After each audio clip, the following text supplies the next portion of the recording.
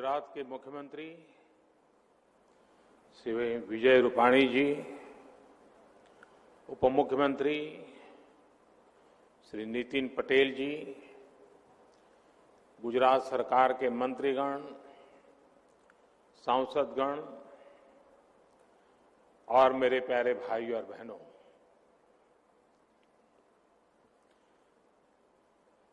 कियो कच्छी माड़ुओ,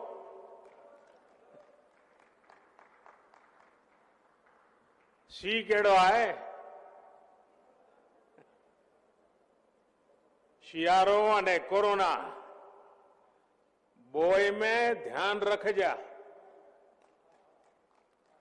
आज कच्छ अची मुके बेवड़ी खुशी थई रही है।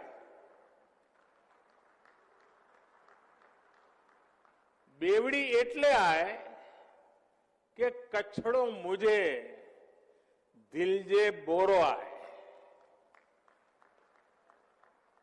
ब्यो एतरे कि आज कच्छ गुजरात न पण देश जी ओळख में पण हकड़ो तारो जोड़े लाए वेने तो। साथियों, आज गुजरात और देश के महान सपूत सरदार वल्लभ भाई पटेल जी की पुण्यतिथि भी है। मां नर्मदा के जल से गुजरात का कायाकल्प करने का सपना देखने वाले सरदार साहब का सपना तेजी से पूरा हो रहा है। केवड़िया में उनकी दुनिया की सबसे ऊंची प्रतिमा हमें दिन रात एकजुट होकर देश के लिए काम करने की प्रेरणा देती है।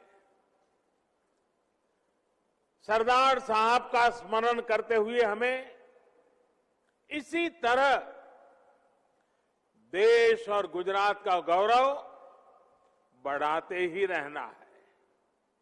साथियों, आज कच्छ में भी नई ऊर्जा का संचार हो रहा है। सोचिए, हमारे कच्छ में दुनिया का सबसे बड़ा हाइब्रिड रिन्यूएबल एनर्जी पार्क, और ये कितना बड़ा है? जितना बड़ा सिंगापुर देश है, बहरीन देश है, लगभग उतने बड़े क्षेत्र में कच्छ का ये रिन्यूएबल एनर्जी पार्क होने वाला है। अब आपको अंदाज आता होगा कि कितना विशाल होने वाला है। 70,000 हेक्टेयर, यानी भारत के बड़े बड़े शहरों से भी बड़ा ये कच्छ का रिन्यूएबल एनर्जी पार्क। ये जब सुनते हैं ना, ये शब्द कान में पड़ते हैं, ये सुनकर कितना अच्छा लगता है। लगता है कि नहीं लगता है कच्छ वालों को? मन कितना गर्व से भर जाता है। साथियों, आज कच्छ ने न्यू एज टेक्नोलॉजी और न्यू एज इकोनॉमी दोनों ही दिशा में बहुत बड़ा कदम उठाया है। खावड़ा में रिन्यूएबल एनर्जी पार्क हो, मांडवी में डिसैलिनेशन प्लांट हो, और अंजार में सरहद डेयरी के नए ऑटोमेटिक प्लांट का शिलान्यास, तीनों ही कच्छ की विकास यात्रा में नए आयाम लिखने वाले हैं। और इसका बहुत बड़ा लाभ यहां के मेरे किसान भाइयों बहनों को, पशुपालक भाइयों बहनों को, यहां के सामान्य नागरिकों को और विशेषकर हमारी माताओं बहनों को होने वाला है। साथियों, मैं जब कच्छ के विकास की बात करता हूं तो मन में बहुत सारी पुरानी सारी यादें, सारी तस्वीरें एक साथ आने लगती है। एक समय कहा जाता था कच्छ इतनी दूर है, विकास का नामो निशान नहीं है, कनेक्टिविटी नहीं है, बिजली, पानी, सड़क चुनौती का एक प्रकार से दूसरा नाम ही ये था।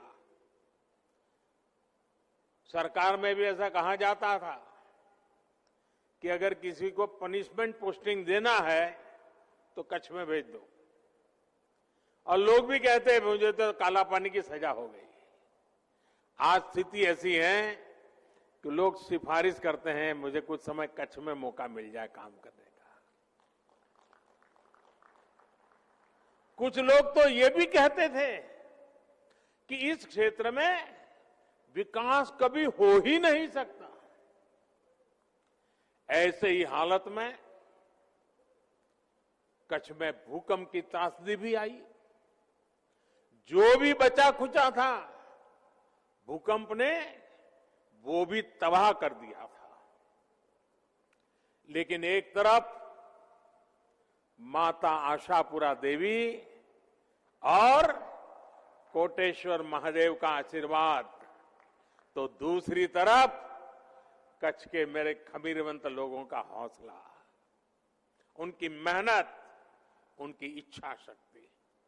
सिर्फ कुछ ही वर्षों में इस इलाके के लोगों ने वो कर दिखाया जिसकी कोई कल्पना भी नहीं कर सकता था।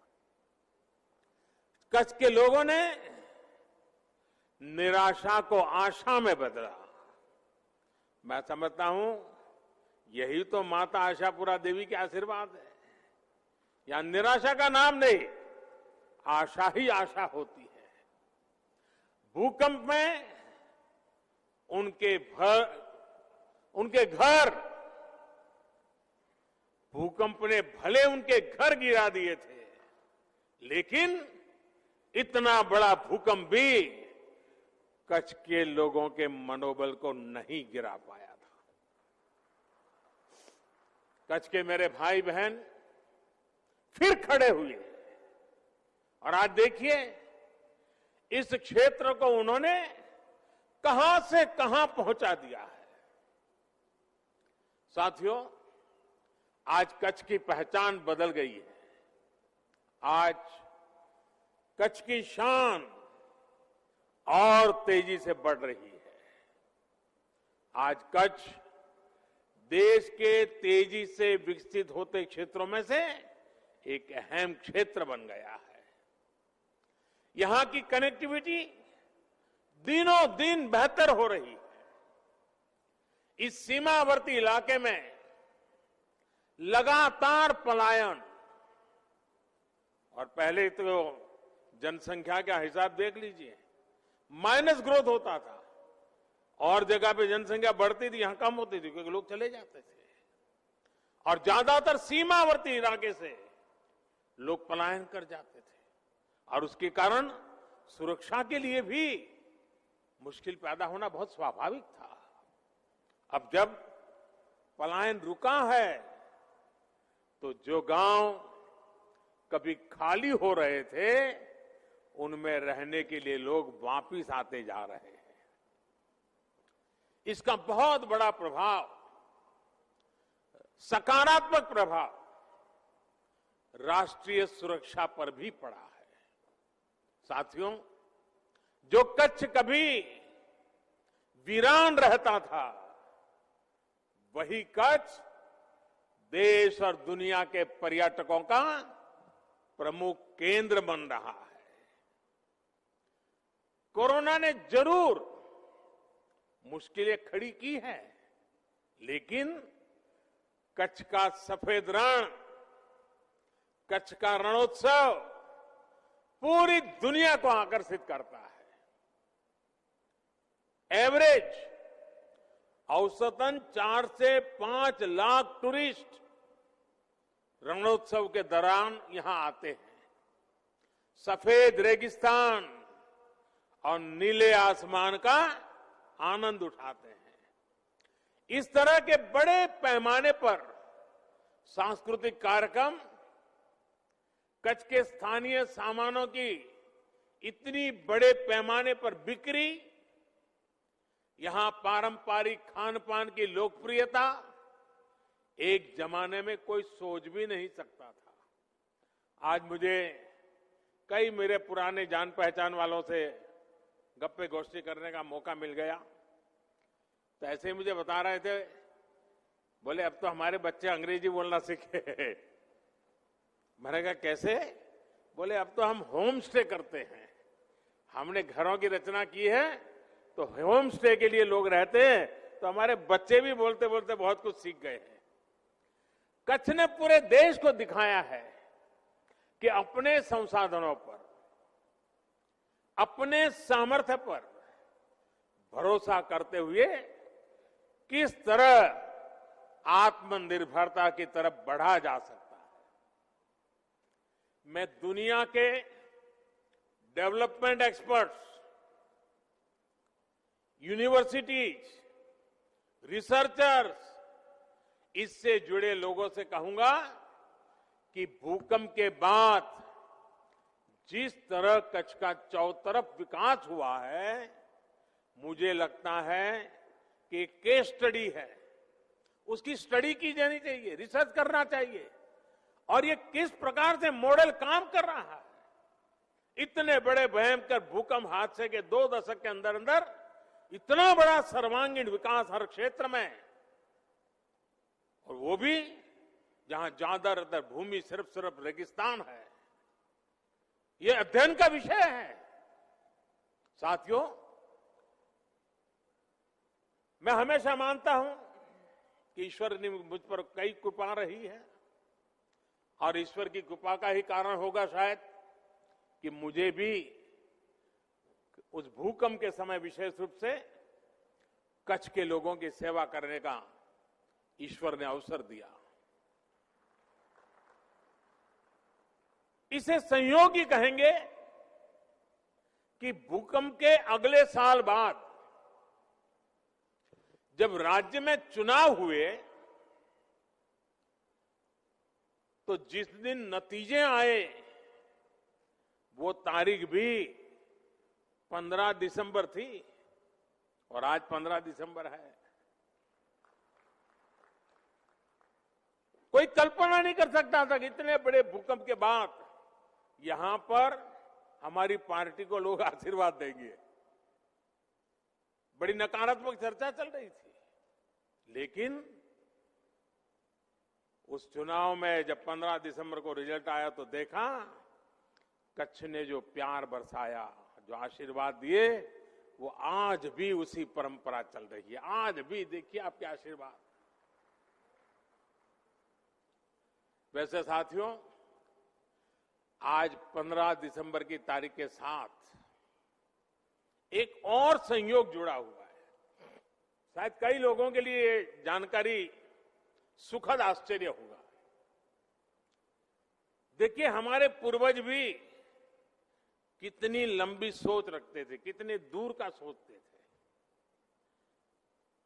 आजकल कभी कभी नई पीढ़ी की सोच वाले लोग पुराना सब निकम्मा है, बेकार, ऐसी बातें करते हैं ना।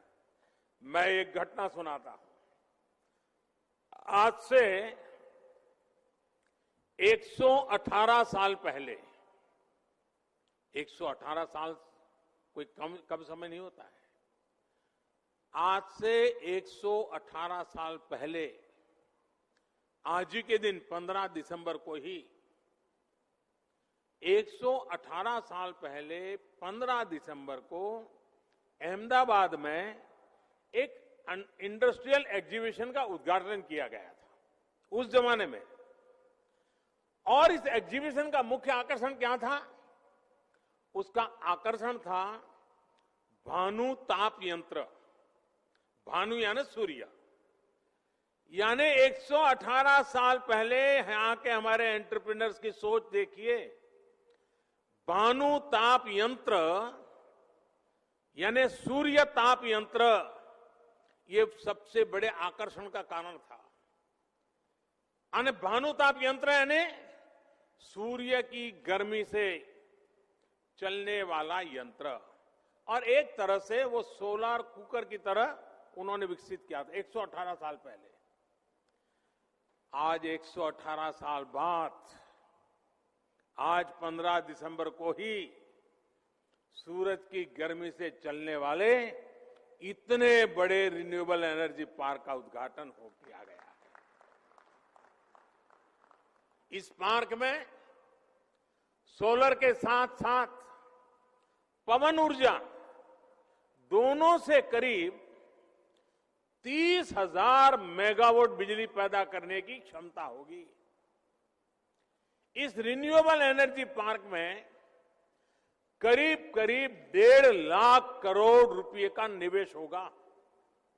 सोचिए, रेगिस्तान की कितनी बड़ी भूमि का सदुपयोग होगा। सीमा के साथ पवन चक्कियां लगने से सीमा सुरक्षित भी और अधिक बेहतर होगी। आम लोगों का बिजली का बिल कम करने के लिए जिस लक्ष्य को लेकर के देश चल रहा है, उसे भी मदद मिलेगी। इस प्रोजेक्ट से किसानों और उद्योगों दोनों को बहुत बड़ा लाभ होगा, और सबसे बड़ी बात, इससे प्रदूषण कम होगा, हमारे पर्यावरण को भी लाभ होगा। इस रिन्यूएबल एनर्जी पार्क में जो बिजली बनेगी वो प्रति वर्ष 5 crore ton carbon dioxide 5 crore ton carbon dioxide emission उसको रोकने में मदद करेगी। और ये जो काम होने वाला है, अगर उसको पर्यावरण के हिसाब से देखना है तो ये काम करीब करीब 9 करोड़ पेड़ लगाने के बराबर होगा। 9 करोड़ पेड़। ये एनर्जी पार्क भारत में per capita carbon dioxide emission को भी कम करने में बहुत बड़ा योगदान देगा। इससे करीब 1 लाख लोगों को रोजगार के नए अवसर भी उपलब्ध होंगे। इसका बहुत बड़ा लाभ कच्छ के मेरे युवाओं को होगा। साथियों, एक समय था जब गुजरात के लोगों की मांग होती थी कि कम से कम रात में खाना खाते समय तो कुछ देर बिजली मिल जाए, यही मांग होती थी। जब मैं नया नया मुख्यमंत्री बना था, जहां भी जाता था लोग यही मांग करते थे।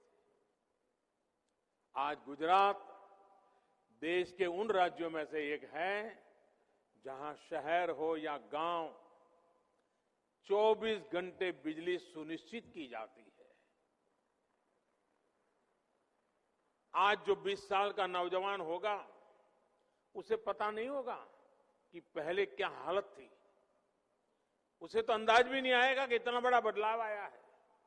ये बदलाव गुजरात के लोगों के अथक प्रयासों से ही संभव हो पाया है। अब तो किसानों के लिए किसान सूर्योदय योजना के तहत अलग से पूरा नेटवर्क भी तैयार किया जा रहा है। किसानों को रात में सिंचाई की मजबूरी ना हो, इसके लिए विशेष लाइनें बिछाई जा रही है।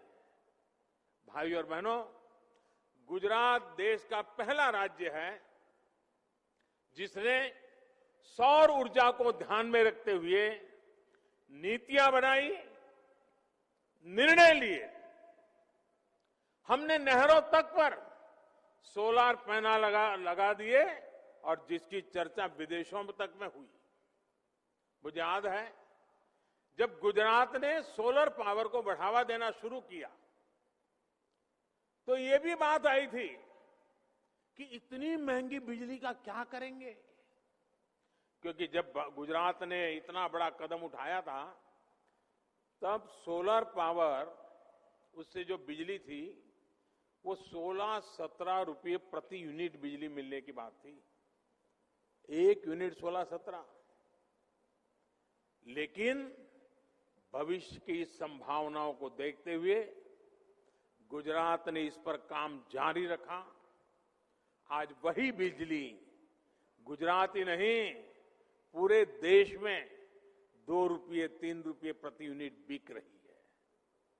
गुजरात ने तब जो काम किया था, उसके तब के अनुभव आज देश को दिशा दिखा रहे हैं। आज भारत रिन्यूएबल एनर्जी के उत्पादन के मामले में दुनिया की चौथी बड़ी ताकत है, दुनिया की। हर हिंदुस्तानी को गर्व होगा दोस्तों। बीते 6 साल में हमारी सौर ऊर्जा, उसकी हमारी क्षमता 16 गुना बढ़ गई है। हाल में एक क्लीन एनर्जी इन्वेस्टमेंट रैंकिंग आई है।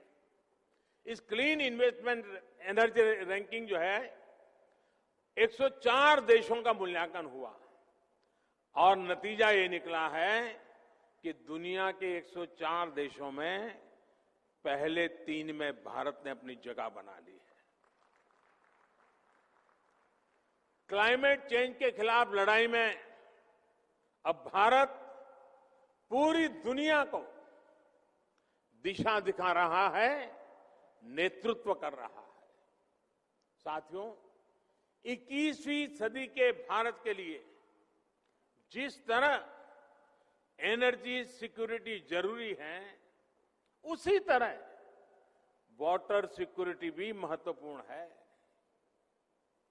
और मेरा शुरू से कमिटमेंट रहा है कि पानी की कमी की वजह से न लोगों का विकास रुकना चाहिए और न ही किसी क्षेत्र का विकास रुकना चाहिए।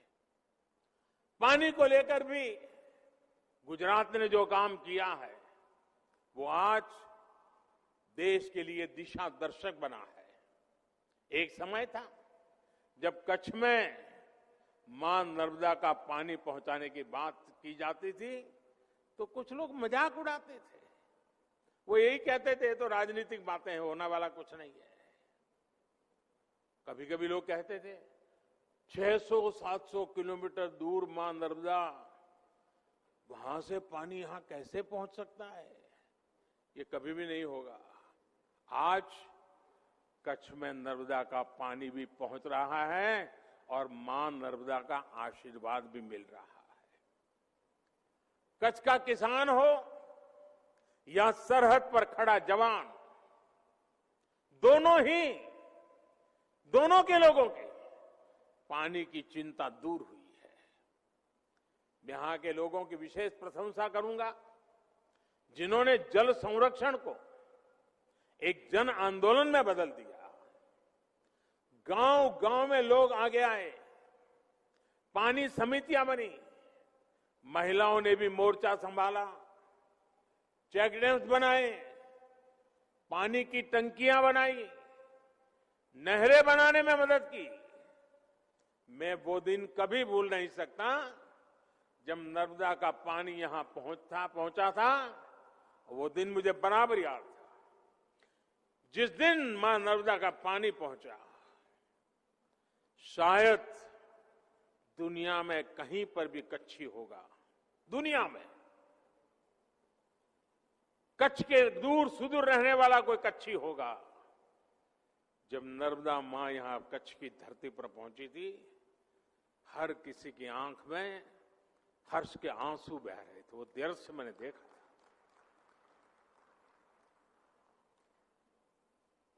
पानी क्या है, ये कच्छ के लोग जितना समझ सकते हैं, शायद कोई समझ सकता है। गुजरात में पानी के लिए जो विशेष ग्रिड बनाए गए, नहरों का जाल बिछाया गया, उसका लाभ अब करोड़ों लोगों को हो रहा है। यहां के लोगों के प्रयास राष्ट्रीय स्तर पर जल जीवन मिशन का भी आधार बने हैं। देश में हर घर में पाइप से पानी पहुंचाने का अभियान तेज गति से चल रहा है। सिर्फ 1.25 साल के भीतर इस अभियान के तहत करीब करीब 3 करोड़ घरों तक पानी का पाइप पहुंचाया गया है। यहां गुजरात में भी 80% से अधिक घरों में नल से जल की सुविधा पहुंच चुकी है। मुझे बताया गया है कि अगले कुछ समय में ही गुजरात के हर जिले में पाइप से पानी की सुविधा उपलब्ध हो जाएगी। भाइयों और बहनों, पानी को घरों तक पहुंचाने के साथ साथ पानी के नए स्रोत बनाना भी बहुत जरूरी है। इसी लक्ष्य के साथ ही समंदर के खारे पानी को शुद्ध करके इस्तेमाल करने की व्यापक योजना पर भी काम हो रहा है। मांडवी में तैयार होने वाला desalination plant, Narmada grid, SAUNI network और वेस्ट वाटर ट्रीटमेंट जैसे प्रयासों को और विस्तार देगा। पानी सफाई का ये प्लांट जब तैयार हो जाएगा तो इससे मांडवी के अलावा मुंद्रा, नखत्राना, लखपत और अबड़ासा के लाखों परिवारों को इसका लाभ होगा। इस प्लांट से इन क्षेत्र के करीब करीब 8 लाख लोगों को रोज टोटल मिलाकर के 10 करोड़ लीटर साफ पानी की सप्लाई हो सकेगी। एक और लाभ ये होगा कि सैकड़ों किलोमीटर दूर से यहां आ रहा नर्मदा का पानी, उसका भी हम ज्यादा अच्छा सदुपयोग कर पाएंगे। ये पानी कच्छ के अन्य तालुका जैसे रापर, भचाऊ, गांधीधाम और अंजार को सुचारू रूप से मिल सकेगा। साथियों, कच्छ के अलावा दहेज, द्वारिका, घोघा, भावनगर, गिर सोमनाथ, वहां पर भी ऐसे प्रोजेक्ट आने वाले में शुरू होने जा रहे हैं। मुझे विश्वास है कि समंदर किनारे बसे दूसरे राज्यों को भी मांडवी का ये प्लांट नई प्रेरणा देगा, उन्हें प्रोत्साहित करेगा। भाइयों और बहनों, समय और जरूरत के साथ बदलाव करना, यही कच्छ की, गुजरात की ताकत है। आज गुजरात के किसान, यहां के पशुपालक, यहां के हमारे मछुआरे साथी पहले से कहीं बेहतर स्थिति में है। इसका एक कारण यह भी है कि यहां खेती की परंपरा को आधुनिकता से जोड़ा गया, फसलों की विविधता पर फोकस किया गया।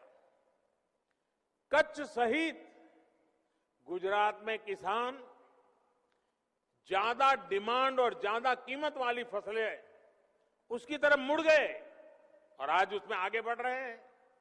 अब यही हमारे कच्छ में से देखिए, यहां के खेत उत्पादन विदेशों में एक्सपोर्ट हो, क्या किसी ने कभी सोचा था? आज हो रहे हैं। यहां खजूर, यहां कमलम, ड्रैगन फ्रूट, उस उत्पादों को खेती ज्यादा होने लगी है।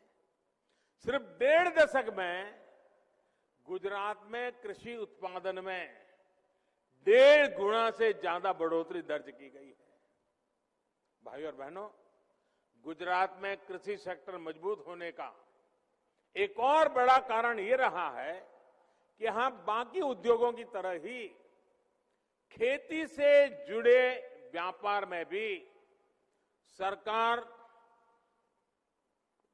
टांगनी अड़ाती है, दखल बखल नहीं करती है। सरकार अपनी दखल बहुत सीमित रखती है, खुला छोड़ दिया है। आज हम देखते हैं कि डेयरी और फिशरीज, इससे जुड़े 2 सेक्टर ऐसे हैं जो देश में सबसे तेजी से विकास हो रहा है। बहुत कम लोगों ने इसका स्टडी किया है, बहुत कम लोग इसको लिखते हैं। गुजरात में भी दूध आधारित उद्योगों का व्यापक प्रसार इसलिए हुआ क्योंकि इसमें सरकार की तरफ से पाबंदियां कम से कम रही। सरकार जरूरी सहूलियत देती है, बाकी का काम या तो कोऑपरेटिव सेक्टर वाले करते हैं या तो हमारे किसान भाई बहन करते हैं। अब आज अंजार की सरहद डेयरी भी इसका एक उत्तम उदाहरण है। मुझे याद है जब मैं कच्छ में डेयरी होनी चाहिए इस बात को लेकर के शुरू में बात करता था, तो जिससे मिलूं सब निराशा की बात करते, सब कहते थे साहब क्या अब यहाँ क्या, ठीक है थोड़ा बहुत हम इधर उधर कर देते हैं। मैंने कहा भाई छोटे से भी शुरू करना है, देखते हैं क्या होता है। वो छोटा सा काम आज कहां पहुंच गया है देखिए। इस डेयरी ने कच्छ के पशुपालकों का जीवन बदलने में बड़ी भूमिका निभाई है। कुछ साल पहले तक कच्छ से, और वो भी बहुत कम मात्रा में, दूध को प्रोसेसिंग के लिए गांधीनगर की डेयरी में लाया जाता था, लेकिन अब वही प्रोसेसिंग अंजार के डेयरी प्लांट में हो रही है। इससे हर दिन ट्रांसपोर्टेशन में ही किसानों के लाखों रुपए बच रहे हैं। अब सरहद डेयरी के ऑटोमेटिक प्लांट की क्षमता और बढ़ने जा रही है। आने वाले दिनों में यहां का डेयरी प्लांट हर दिन 2 लाख लीटर ज्यादा दूध की प्रोसेसिंग करेगा। इसका आसपास के जिलों के पशुपालकों को बहुत लाभ होगा। यही नहीं, नए प्लांट में दही, बटर मिल्क, लस्सी, मक्खन, खोआ जैसे अनेक मिल्क प्रोडक्ट्स में वैल्यू एडिशन भी संभव हो पाएगा। साथियों, डेयरी सेक्टर में जिन पशुपालकों को लाभ हो रहा है उसमें से ज्यादातर छोटे किसान ही है। किसी के पास 3 पशु हैं, 4 पशु हैं, किसी के पास 5, किसी के पास 7, और ऐसा करीब करीब पूरे देश में ही है। यहां कच्छ की बन्नी भैंस, ये हमारी बन्नी भैंस तो दुनिया में अपना नाम कमा रही है। कच्छ में तापमान चाहे 45 डिग्री हो या फिर तापमान 0 से नीचे हो, बन्नी भैंस आराम से सब कुछ सहती है और बहुत मौज से रहती है। इसे पानी भी कम चाहिए और चारे के लिए वो दूर दूर तक चल करके जाने में बन्नी की भैंस को कोई दिक्कत नहीं होती। एक दिन में ये भैंस औसतन करीब करीब 15 लीटर दूध देती है और इससे सालाना कमाई 2 से 3 लाख रुपए तक की होती है। मुझे बताया गया है कि अभी हाल में ही एक बन्नी भैंस 5 लाख रुपए से भी ज्यादा में बिकी है। देश के और लोग सुनते होंगे, उनको आश्चर्य होगा, बन्नी की भैंस 5 लाख रुपया, यानी जितने में 2 छोटी कार खरीदे इतने में बन्नी की एक भैंस मिलती है। साथियों, साल 2010 में बन्नी भैंस को राष्ट्रीय मान्यता भी मिली थी। आजादी के बाद भैंस की ये पहली ब्रीड थी जिसे राष्ट्रीय स्तर पर इस तरह की मान्यता मिली। साथियों, बन्नी भैंस के दूध का कारोबार और उसके लिए बनी व्यवस्था यहां कच्छ में बहुत सफल रही है। देश में बाकी जगह पर भी दूध उत्पादक और दूध का व्यवसाय करने वाला प्राइवेट और कोऑपरेटिव सेक्टर दोनों एक दूसरे से जुड़े हैं और एक बेहतरीन सप्लाई चेन उन्होंने खड़ी की है। इसी तरह फल सब्जी से जुड़े व्यवसाय में भी ज्यादातर बाजारों पर सरकारों का सीधा दखल नहीं है। साथियों, यह उदाहरण मैं विस्तार से इसलिए दे रहा हूं क्योंकि आजकल दिल्ली के आसपास किसानों को भ्रमित करने की बड़ी साजिश चल रही है। उन्हें डराया जा रहा है कि नए कृषि सुधारों के बाद किसानों की जमीन पर दूसरे कब्जा कर लेंगे। भाइयों बहनों, मैं आपसे जानता हूं, क्या कोई डेयरी वाला आपसे दूध लेने का कॉन्ट्रैक्ट करता है तो आपकी गाय भैंस ले जाता है क्या? कोई फल सब्जी खरीदने का उद्यम करता है तो क्या आपकी जमीन ले जाता है? क्या आपकी प्रॉपर्टी उठा के ले जाता है क्या? साथियों, हमारे देश में डेयरी उद्योग का योगदान कृषि अर्थव्यवस्था के कुल मूल्य में 25% से भी ज्यादा है। ये योगदान करीब करीब 8 लाख करोड़ रुपए होता है। दूध उत्पादन का कुल मूल्य अनाज और दाल के कुल मूल्य से भी ज्यादा होता है। इस व्यवस्था में पशुपालकों को आजादी मिली हुई है। आज देश पूछ रहा है कि ऐसी ही आजादी अनाज और दाल पैदा करने वाले छोटे और सीमांत किसानों को क्यों नहीं मिलनी चाहिए? साथियों, हाल में हुए कृषि सुधारों की मांग बरसों से की जा रही थी।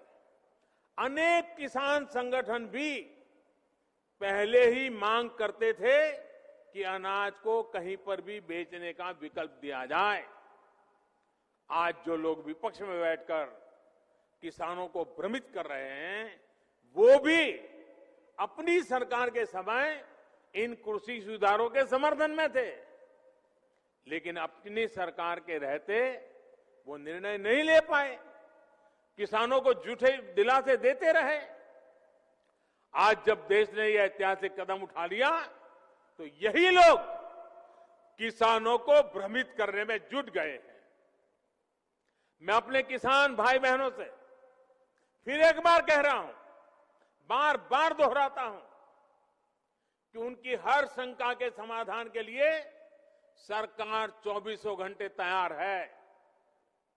किसानों का हित पहले दिन से हमारी सरकार की सर्वोच्च प्राथमिकताओं में से एक रहा है। खेती पर किसानों का खर्च कम हो, उन्हें नए नए विकल्प मिले, उनकी आय बढ़े, किसानों की मुश्किलें कम हो, इसके लिए हमने निरंतर काम किया है। मुझे विश्वास है हमारी सरकार की ईमानदार नीयत, हमारी सरकार के ईमानदार प्रयास और जिसको करीब करीब पूरे देश ने आशीर्वाद दिए हैं, देश के हर कोने के किसानों ने आशीर्वाद दिए हैं। मुझे विश्वास है कि किसानों के आशीर्वाद की ये ताकत, देश भर के किसानों के आशीर्वाद की ताकत, जो भ्रम फैलाने वाले लोग हैं, जो राजनीति करने पर तुले हुए लोग हैं, जो किसानों के कंधे पर बंदूकें फोड़ रहे हैं,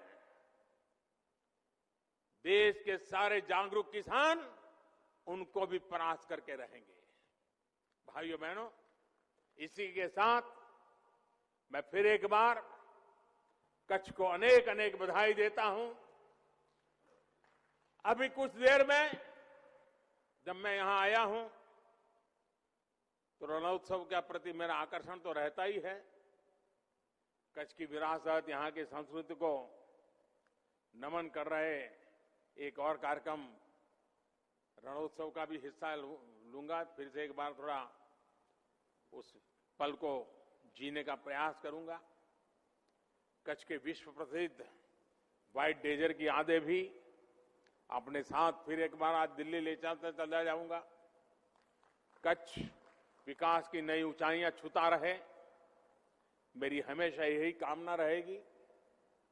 मैं फिर एक बार आप सबको बहुत बहुत बधाई देता हूं, बहुत बहुत शुभकामनाएं देता हूं। बहुत बहुत आभार। बहुत बहुत बहुत धन्यवाद माननीय